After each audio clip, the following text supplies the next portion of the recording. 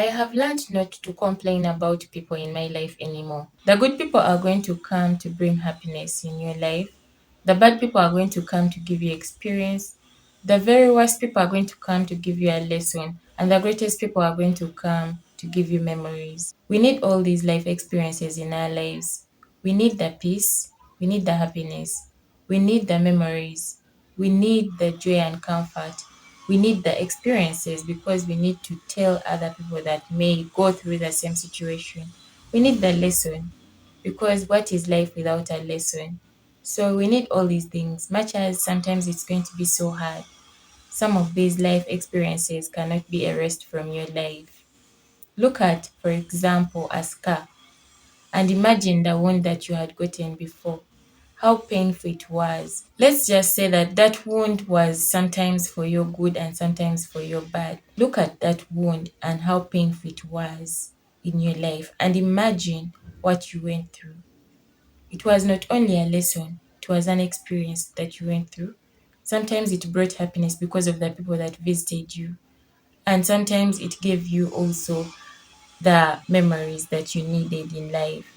You're going to point at that scar and you're going to say, I got this scar when this was happening. And I remember if it wasn't for that, I wouldn't have gotten this. And just like that scar, that is how your life experience is supposed to be. Funny that between the good and the bad, most times we go for the bad. And between the worst and the greatest, most times we go for the worst. It is not a good thing, but it is also something that is unavoidable. Maybe because of the circumstances, maybe because of your decisions, maybe because of your self control. I do not know. The three things that I've learned in life is to say no, to never complain about people, and to also know my priorities. Most times, when you look at our health, when we look at our life experience, when you look at our relationships, you may end up saying, I do not want to associate with anyone. But you see, even God needed man so that his plan can be effectualized. Without man, God's plan wouldn't come to manifestation.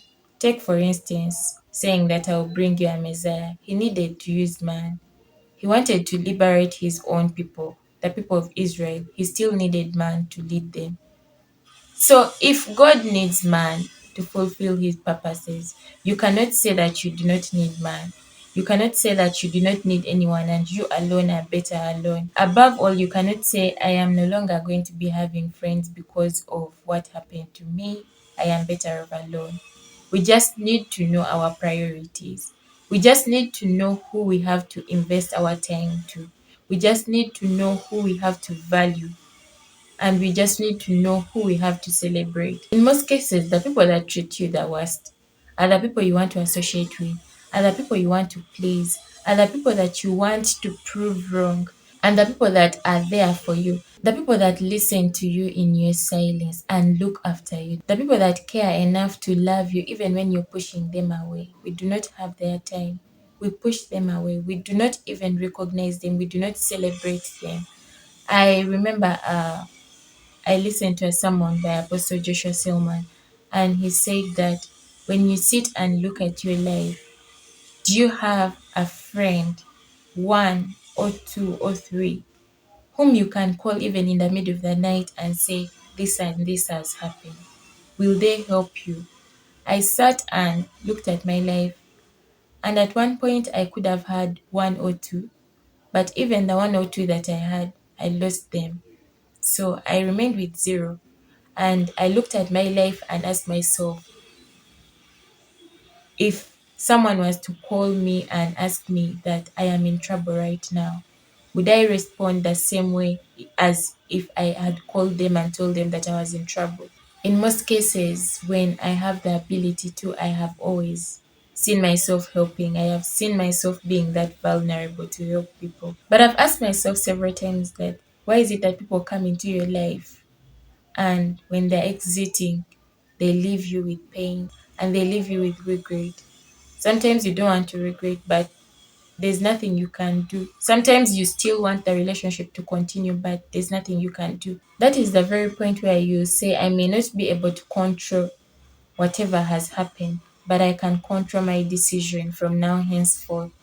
And the moment you realize that most of the time when people are looking for you, people are going to look for you because of your talent, because of the value that you have, and because of something that they need.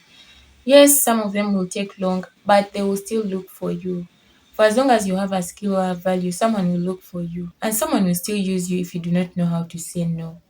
If you do not know how to prioritize your life, and if you do not know how to stop complaining, you need to know that all these things are hard. Saying no is very hard to someone, especially when you know that you owe that person. Sometimes, even when something is very wrong, you still want to do it because you feel like you owe that person your life, you owe that person your career, you owe that person something. But a no is a no. They'll feel offended, they'll feel bad for a moment, but life will move on. You will feel guilty, but it will still be that you said no and life moved on. So it's better to know that it's a process and it's a hard process. To say no is not something that is just going to come out of your mouth and you're going to say no. Sometimes you're just going to be silent, like I do. I just keep silent. And that is how I will dodge the situation. For the time where you're supposed to be complaining, it's better for you to sit and have your me time and meditate and think about the things that life has given you, the blessings that life has given you. Instead of complaining about someone, look at the someone who has had you in your silence, someone who has cared about you. Give that person the priority to think about them. Yes, it is also hard to stop complaining because you're looking at your situation. You will not look at what will happen tomorrow. You're looking at the pain that is there today. Like I told you, you're going to be having a scar and you're looking at the pain today. But one day when you have a scar, the pain will become history. That is what happens. Instead of complaining, look at the good things that are happening. Celebrate the people that are around you. Be happy with the people who are around you. I learned to celebrate the people who are loving me for who I am. The moment you know your priorities, the moment you say, I will start celebrating what is deserving of celebrating, and I'll start giving time and value to what deserves giving time and value, that is when you realize you have priorities. And be brave not to say when you realize that.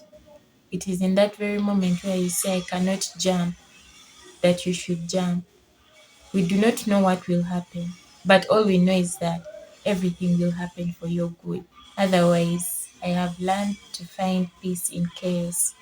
Yes, I am still going through chaos. Yes, I am still going through losses. Yes, I am still going through hurt. But I have learned to celebrate what I can celebrate. And I believe that whoever is watching this video, it's not by mistake. You just need to know whose hand you should shake and whose hand you should hold. If you know that I have to hold on to this hand, hold on to it tight. Don't let go. But if you know that this hand is for shaking, just give them a handshake and let them go. You need to learn to let go and find peace in your case.